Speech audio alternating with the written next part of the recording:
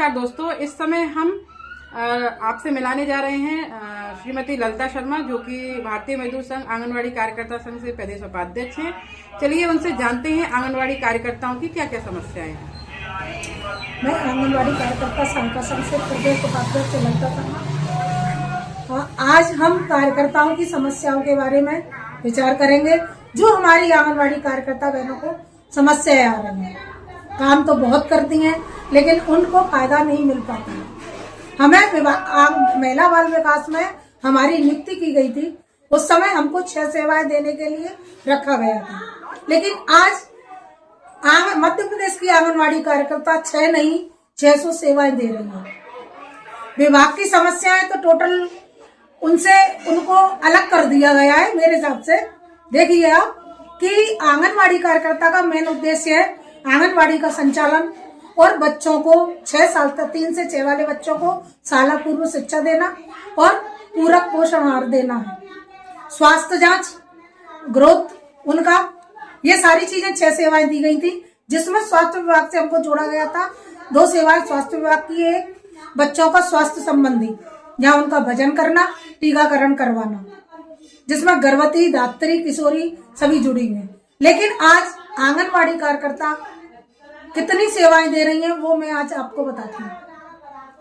वो अपने विभाग का काम नहीं कर रही है, उसको बीएलओ ड्यूटी, स्वास्थ्य विभाग का सर्वे, पात्रता पर्ची, खाद्य विभाग का काम, शिक्षा विभाग का काम, कोविड का काम और जो भी विभाग है, मुझे नहीं लगता किसी विभाग में उनको नहीं बुलाया जाता। तो शासन से मेरा यही निवेदन है कि हमको रखा किस काम के लिए और करवा क्या रहे हैं।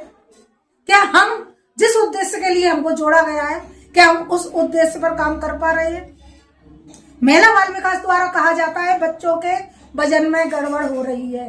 तो मैं शासन से पूछना चाह रही हूँ, कार्यकर्ता नियमित रूप से जब केंद्र का संचालन करेगी, बच्चों को डेली देखेगी, तभी तो वृद्धि निगरानी कर पाएगी, तभी उनका टीकाकरण कर पाएगी, तभी उनके पूरक पोषण आहार को देख पाएगी। लेकिन जब कार्यकर्ता संचालन ही नहीं कर पाएगी, केंद्र में पूरे टाइम बैठ नहीं पाएगी, अदर विभागों का काम करेगी, तो बच्चों को कैसे देखेगी? मैं शासन से पूर्ण रूप से पूछना चाह रही हूँ कि हमसे काम सारे विभागों के करवाए जा रहे हैं। किसी विभाग में कोई कर्मचारी काम अच्छा नहीं कर पाता, केवल कार्यकर्ता करती हैं। लेकिन जब कोर्ट में जाते हैं तो हमको मान से भी बोला जाता है। क्यों? जब आप हमसे काम कर्मचारियों का करवा रहे हो और दर्जा मान सेवी का दे रहे हो। आज कार्यकर्ता जो मानदेय प्राप्त कर रही है, एकल महिलाओं के लिए आज मैं पूछती हूँ शासन से, क्या कोई एकल महिला 7,500 रुपए सहायिका को प्राप्त होते हैं? आज मध्य प्रदेश में 15,000 कार्यकर्ता को प्राप्त होते हैं। क्या एक महिला 2 बच्चों के पालन पोषण में 15,000 से अपना घर चला सकती है? क्या 7,500 रुपए से अपना घर चला सकती है? मैं शासन प्रशासन से निवेदन करके मंत्रियों से पूछना चाहती हूँ, क्या आप लोग अपने घर का खर्च इतने पैसों में चला सकते हैं? तब कार्यकर्ता चला सकती है। कार्यकर्ता दूसरे के बच्चों के पोषण के बारे में सोचती है, लेकिन क्या उनके बच्चे नहीं है? उनके बच्चों को पोषण का अधिकार नहीं है? उनके बच्चे बीमार हो जाए उसका अधिकार नहीं है कि वो अच्छी मेडिकल, उसको अच्छी दवाई दे सके, बच्चे को सही कर सके? नहीं, कार्यकर्ता के बच्चे पोषण रहित हो रहे हैं। आपको पता, बताते हैं, दर्जा बताते हैं, इतना कुपोषण है, उसमें से आपके 80% हमारी कार्यकर्ताओं के छोटे छोटे बच्चे हैं वो कुपोषित हो रहे हैं, क्योंकि दूसरे विभागों में ड्यूटी करती है, अपने बच्चों को भी नहीं देख पा रही है। उस 15,000 रुपए में वो घर का खर्च कैसे चलाए? आज दूध का भाव 70 रुपए किलो हो गया है साहब। 70 रुपए में वो कैसे अपने बच्चों को दूध पिलाए? कैसे पोषण देगी? दाल का, सब्जियों का, गेहूं का भाव, किराए से रह रही है, किराए से घर के लिए पैसे दे रही है, किराया खर्च कर रही है, 15,000 रुपए में सारा काम कर लेगी।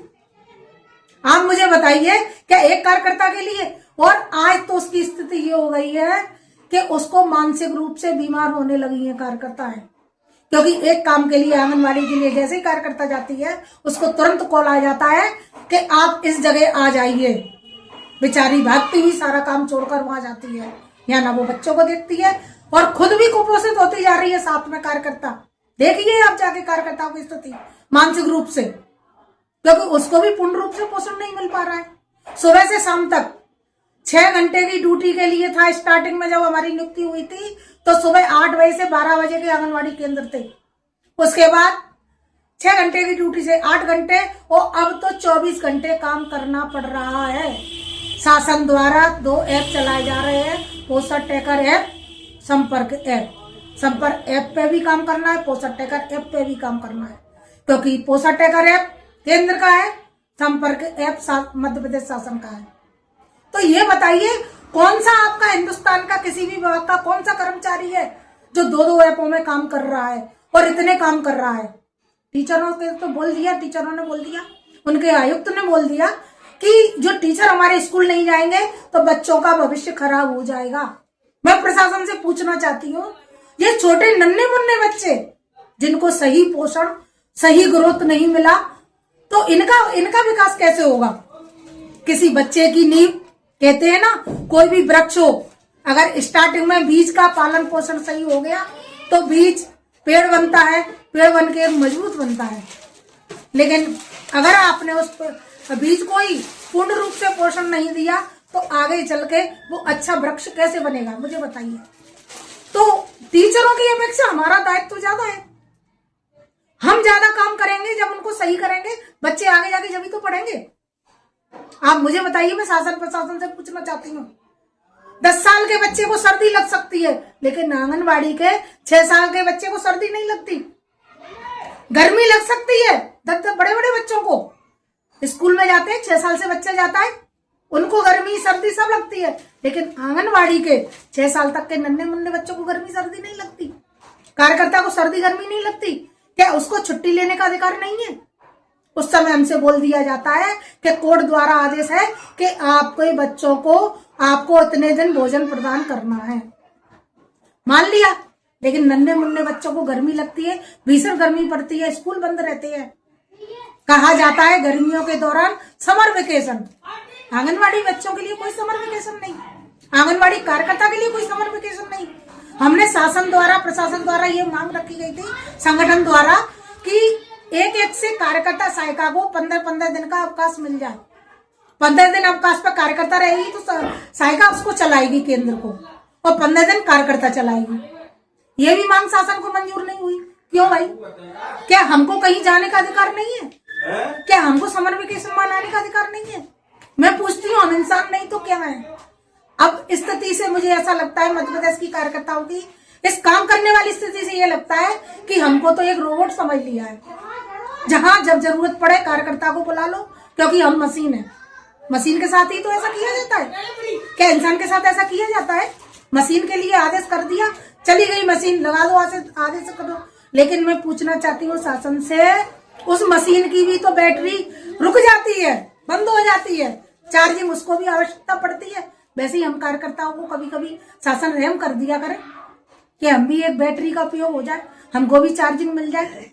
मूड, हमारा दिमाग भी काम करते करते इतनी मेंटल स्थिति खराब होती जा रही है कार्यकर्ताओं की कि मुझे नहीं लगता आने वाले 2-4 सालों में हर कार्यकर्ता, एक तो बीमार है, बड़ी बड़ी बीमारियों से ग्रस्त होती जा रही है, मानसिक रूप से कुछ साल बाद ऐसा लगता है कि सारी कार्यकर्ता मेंटली डिस्टर्ब हो जाएगी, और फिर शासन उस पर विचार करेगा, उससे कोई मतलब नहीं है। हम दुनिया को पोषण देते हैं, हमें पोषण देने वाला कोई नहीं है।